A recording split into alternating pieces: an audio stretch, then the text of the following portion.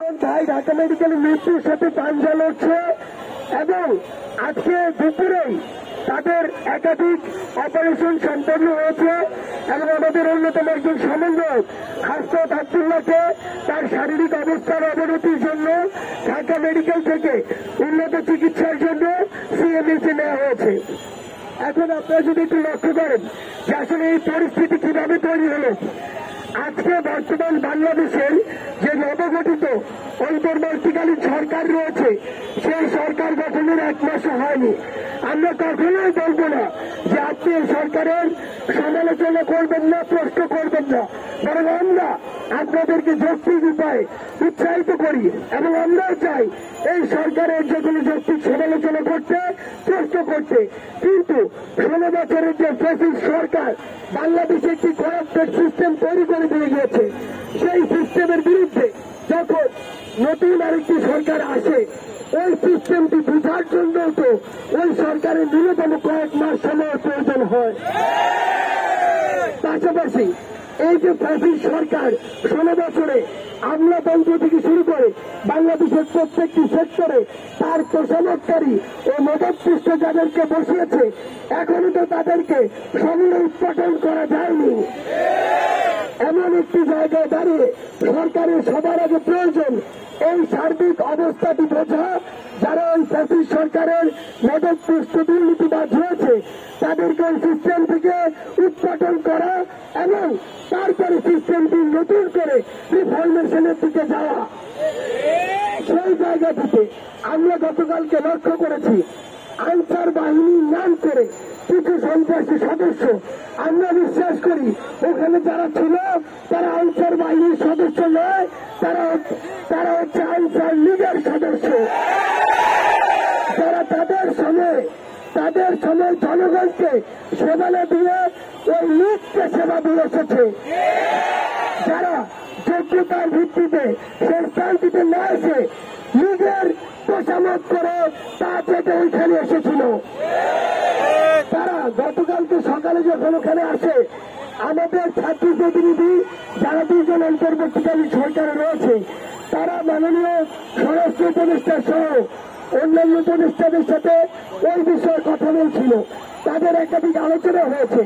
এরপরে আমি এবং হাসনাত আব্দুল্লাহ আমাদের স্বাস্থ্য এবং আমাদের যারা আহত ও শহীদ ভাইরা রয়েছেন তাদের বিষয়ে কথা বলতে মাননীয় স্বাস্থ্য উপদেষ্টার কাছে যাই এবং আমরা যখন বাইরে ওই কিছু আনসার সদস্যদেরকে দেখি আমরা তখন তাদের বিষয়ে কথা বলতে মাননীয় স্বরাষ্ট্র উপদেষ্টার কাছে যাই।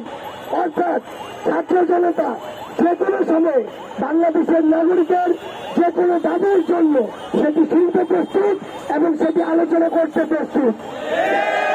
কিন্তু আমরা যখন তাদের একটি টিম সচিবালয়ের ভিতরে নিয়েছে সকলের সাথে কথা বলার ব্যবস্থা করলাম, দুপুরে একবার কথা হয়েছে, সন্ধ্যায় একবার কথা হয়েছে, তারা কনভিন্স হয় তাদের অধিকাংশ দাবি মেনে নেওয়া হয় এবং বাকি দাবিগুলোর জন্য যৌক্তিকতা বিবেচনায় কিছু সময় চাওয়া হয়।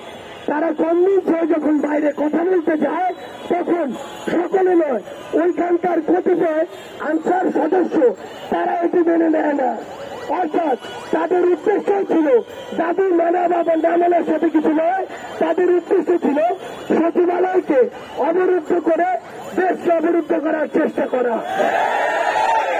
সেই জায়গা থেকে আপনারা ইতিমধ্যে জেনেছেন যে ওইখানে আনসার লীগের যারা নেতৃত্ব দিয়েছে তাদের মধ্যে প্রধান যিনি ছিলেন তিনি এর পূর্বে স্বেচ্ছাসেবক লীগের একজন নেতা ছিলেন এবং সেই স্বেচ্ছাসেবক লীগের নেতা সহ অসংখ্য তাজাটা পেটুয়া বাহিনী আনসারের নাম করে গতকালকে আমার বিশ্ববিদ্যালয় সহ ঢাকার অসংখ্য ছাত্র ভাইদের উপরে অতর্কিত রক্তাক্ত হামলা চালায়।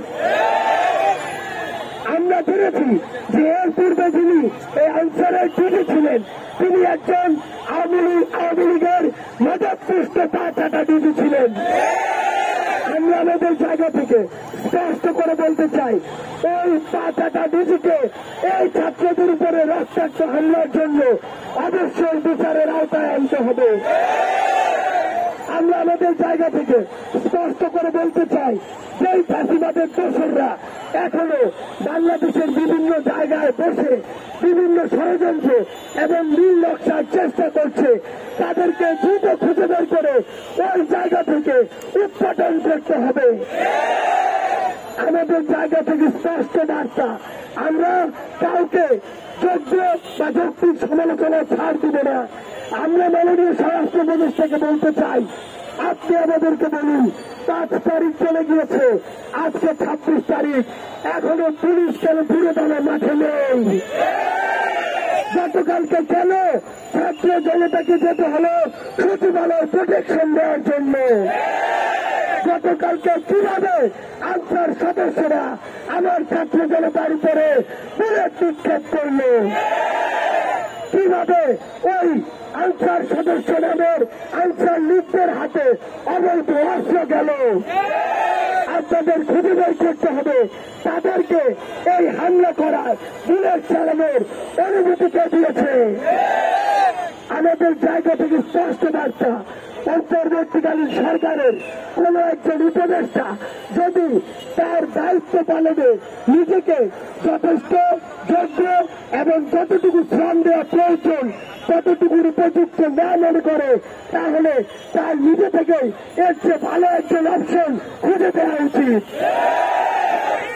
আমাদের জায়গা থেকে আমরা স্পষ্ট করে বলতে চাই, গতকালকে আমাদের ভাইদের উপরে যারা হামলা করেছে, আমাদের ভাইদেরকে যারা আঘাত করেছে, রক্তাক্ত করেছে, অতি দ্রুত সময়ের মধ্যে তাদেরকে বিচারের আওতায় আনতে হবে। যে সকল আনসার লীগের সদস্যরা গতকালকে চক্রান্তের সাথে জড়িত ছিল এবং গতকালকের এই যে প্রোগ্রামটি ছিল এটিকে একটি চক্রান্তে নিয়ে যাওয়ার জন্য যারা ওইখানে সক্রিয় অংশগ্রহণ করেছে, তাদেরকে এই সকল প্রকার আনসারের সুযোগ সুবিধা থেকে অব্যাহতি দিতে হবে।